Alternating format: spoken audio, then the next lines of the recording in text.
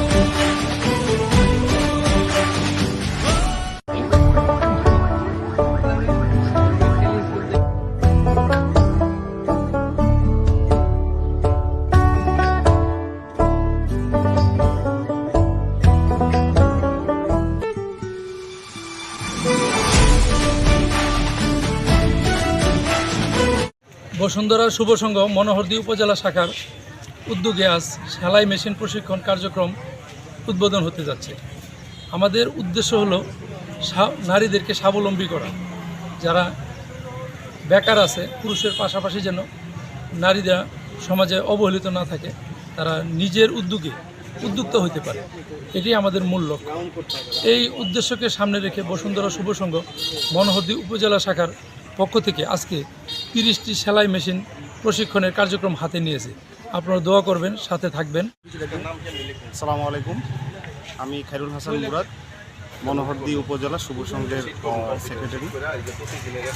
আমাদের এই স্বাবলম্বী প্রজেক্ট যেটা আরম্ভ হয়েছে, এটা হলো আমরা চাচ্ছি যে নিজে স্বাবলম্বী হবে, একদম গ্রাম থেকে উঠে আসে, যারা একদম নিম্ন আয়ের মানুষ যারা আছে তাদেরকে স্বাবলম্বী করার জন্য আমাদের এই সেলাই মেশিন প্রশিক্ষণ প্রজেক্ট হাতে নিয়েছি।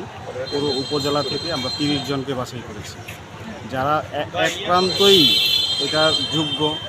আমরা অনেক যাচাই বাছাই করে আমরা এই সিদ্ধান্তটা নিয়েছি।